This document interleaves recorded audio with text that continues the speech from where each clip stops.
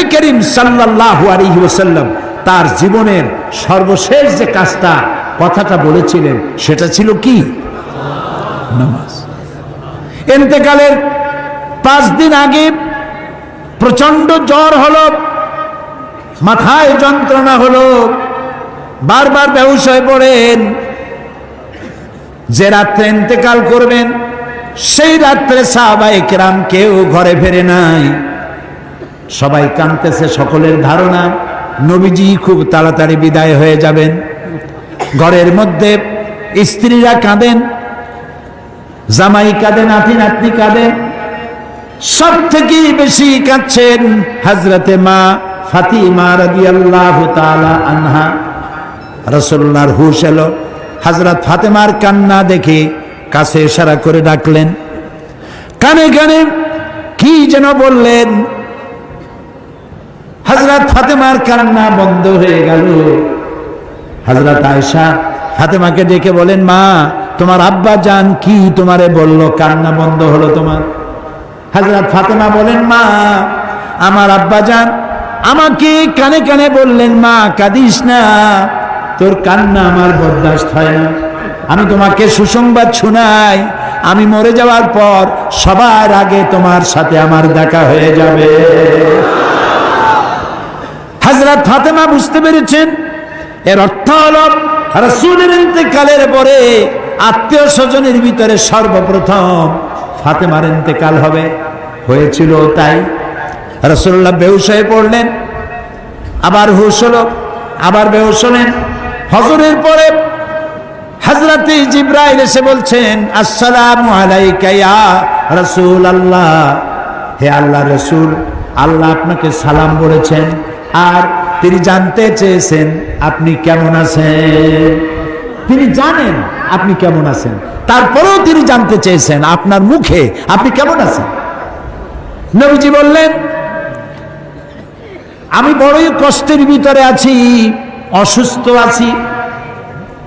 হযরতে জিবরাইল বলছেন, ইয়া রাসূলুল্লাহ, একজন নতুন ফেরেশতা এসেছে আজ আমার সাথে, যে ফেরেশতা কোন মানুষের কাছে আসার জন্য অনুমতি কোনোদিন চায় নাই আর কোনোদিন চাবেও না, শুধু আপনার অনুমতি চায় আপনার কাছে আসার জন্য।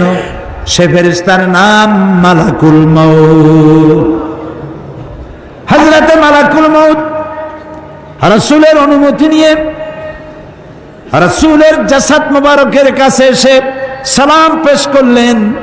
বললেন, ইয়া রাসূলুল্লাহ, আদম আলাইহিস সালাম থেকে নিয়ে শুরু করে এই পর্যন্ত আমি যত মানুষের জান কবজ করেছি আর কিয়ামত পর্যন্ত যত মানুষের জান কবজ করব, কারো কাছে অনুমতি চাই নাই, অনুমতি চাওয়াও আমার লাগবে না। কিন্তু আজকে আসার সময় আল্লাহ রাব্বুল আলামিন আমাকে বলেছেন আমি যেন আপনার অনুমতি চাই। রাসূলুল্লাহ বললেন, মালাকুল মউত, আমি যদি তোমাকে অনুমতি না দেই?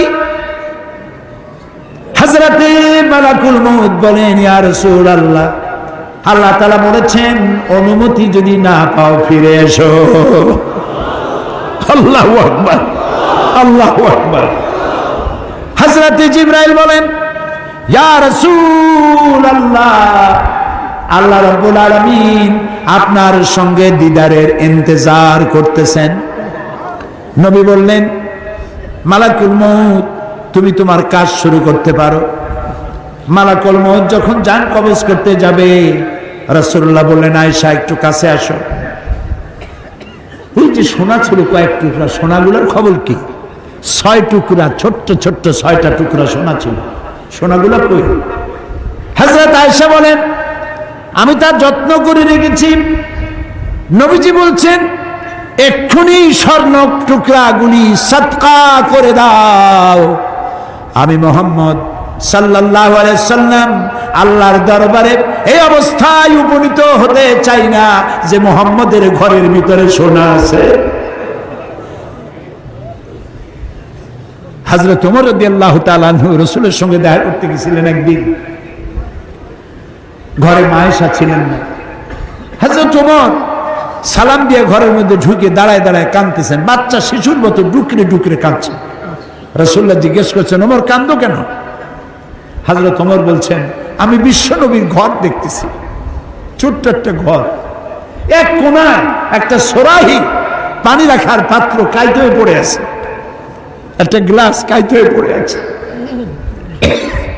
আর এক কোনায় 1 কেজি কি আধা কেজি জব পড়ে আছে, আর রাসূল শুয়ে আছেন দড়ি দিয়া বুনানো একটা খাটিয়ার উপরে, চাদর নাই, বালিশ নাই, হাত মোবারক মাথার তলে দিয়ে শুয়ে আছে, পিঠ মোবারকে দড়ির দাগ কেটে আছে। হযরত ওমর বলছেন, ইয়া রাসূলুল্লাহ, আমি তো বরদাস্ত করতে পারছি না, বিশ্বনবী তার পিঠে দড়ির দাগ, পানির পাত্র কাইট হয়ে পড়ে আছে, খাট নাই, বালিশ নাই, আপনি আমাকে অনুমতি দেন, আমি আপনার জন্য একটা তোষক বানাই নিয়ে আসি। রাসূলুল্লাহ বললেন, ওমর, আমি তো দুনিয়ায় শান্তি করতে আসি নাই, আমি যদি ওহদ পাহাড়কে বলি, ওহদ আমার জন্য সোনায় পরিণত হয়ে যা, ওহদ পাহাড়টাই সোনা হয়ে যাবে, শান্তি করতে আসি নাই। নবীজি বললেন, আয়েশারে সোনাগুলি বিতরণ করে দাও, সাদকা করে দাও।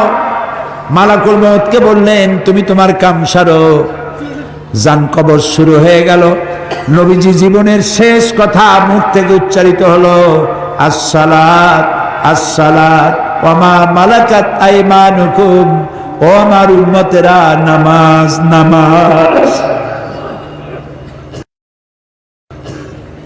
ইন্তেকালের সময় মেয়ের কথা বললেন না, নাতির কথা বললেন না, জামাইয়ের কথা বললেন না, উম্মতকে স্মরণ করালেন, ও আমার উম্মতেরা, নামাজ ছেড়ে দিও না, আর তোমার অধীনস্থ ব্যক্তিদেরকে জ্বালা যন্ত্রণা দিও না, চাকর বাকরের জ্বালা যন্ত্রণা দিও না, গরিব মানুষের দিকে লক্ষ্য রেখো, আর আমি চিরজনমের মধ্যে জ্বালা যন্ত্রণার থেকে বিদায় নিয়ে গেলাম, নামাজ ছেড়ে দিও না।